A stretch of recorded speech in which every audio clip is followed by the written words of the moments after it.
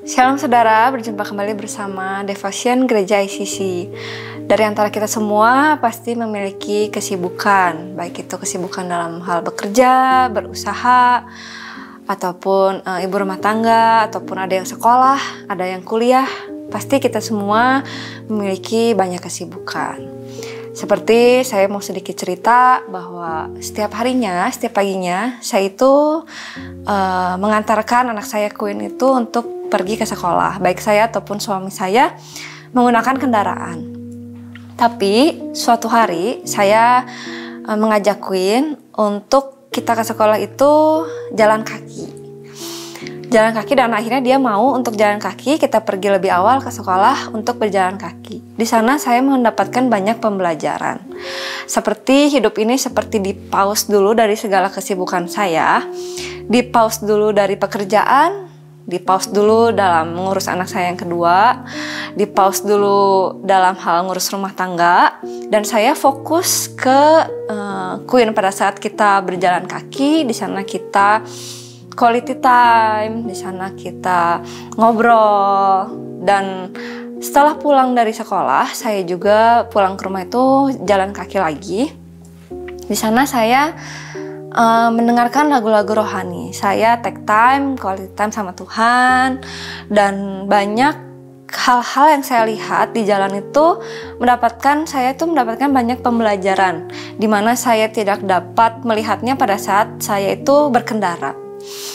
Pada saat itu juga saya secara fisik lebih fresh ya, karena saya itu kan jarang berolahraga, dan pada saat itu saya berjalan kaki sehingga fisik saya lebih fresh. Pokoknya banyak banget hal yang saya dapat pada saat saya menghabiskan waktu 15-30 menit. Dari kejadian itu, saya teringat dari satu kata dalam Alkitab, yaitu kata sela. Saya suka dengan kata sela karena katanya simple, hanya 4 huruf, tapi dia memiliki dampak yang besar. Seperti istirahat sejenak dari kegiatan kita, di pause dari aktivitas kita, dari permasalahan kita, kemudian start lagi dengan kondisi yang lebih fresh. Contohnya misalnya seperti bernyanyi. Pada saat kita bernyanyi, kita perlu tarik nafas. Nah, sela itu seperti tarik nafas supaya kita bisa mendapatkan nyanyian yang lebih panjang lagi. Nah, kesibukan kita itu tidak ada masalah ya. Kesibukan kita itu semuanya baik. Tapi kita juga baik jika kita melakukan sela, karena semuanya itu lebih disegarkan, lebih fresh. Kita perlu sela dari segi fisik, misalnya seperti tidur. Kita juga perlu sela dalam segi jiwa, misalnya kita menghabiskan waktu kita dengan orang-orang yang kita sayang, healing, dan juga bahkan kita harus memiliki sela yang dalam secara roh. Jadi kita itu sengaja untuk tinggal dalam hadirat Tuhan. Kita perlu sengaja tinggal dalam hadirat Tuhan.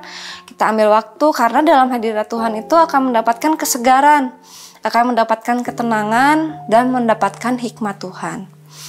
Seperti yang ada dalam Mazmur Daud. Mazmur Daud menuliskan kata sela pada saat dia ini mengalami banyak permasalahan yang sedang dia hadapi. Ada di Mazmur 3 ayat 1-8. Mazmur Daud, ketika ia lari dari Absalom, anaknya, "Ya Tuhan, betapa banyaknya lawanku, banyak orang yang bangkit menyerang aku.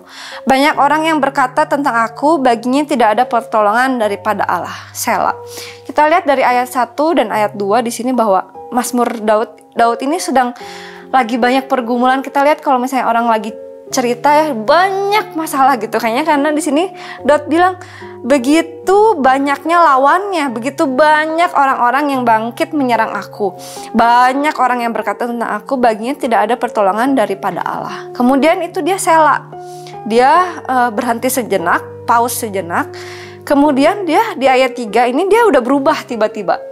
Dia berubah, dia bilang, "Tetapi Engkau Tuhan adalah perisai yang melindungi aku. Engkaulah kemuliaanku dan yang mengangkat kepalaku.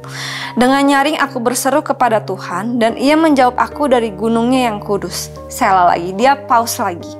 Di sini bukan berarti Daud itu memiliki kepribadian yang unik, bukan berarti dia memiliki kepribadian ganda ya, tapi dia ini awalnya ayat 1-2 ini dia seperti banyak masalah, tapi setelah dia pause sejenak, dia istirahat sejenak, ayat 3 dan 4 ini dia berseru-seru kepada Tuhan.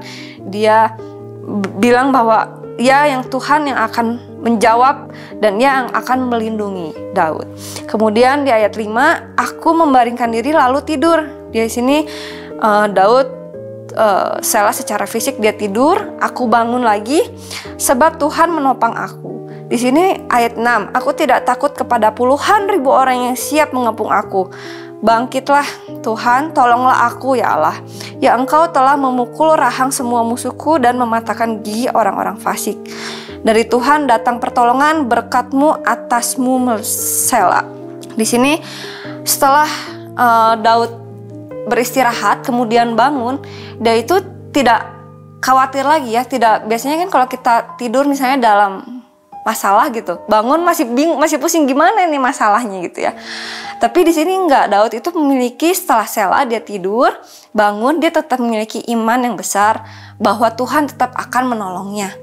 Kemudian di ayat 8 terakhir, Tuhan akan menolong, berkat Tuhan atasmu Sela. Di sini bahwa kita butuh yang namanya Sela. Beristirahat itu bukan berarti stop ya, berarti masalah selesai gitu ya, nggak ada kesibukan lagi, bukan seperti itu. Tapi Sela itu seperti pause dulu, kita istirahat dulu sejenak, kemudian kita mulai lagi dengan kondisi yang lebih fresh, dengan kondisi yang lebih segar. Itu karena apa? Karena kita butuh Sela pada saat kita tinggal dalam hadirat Tuhan. Di situ kesegaran itu ada. Tuhan memberikan kesegaran bagi kita.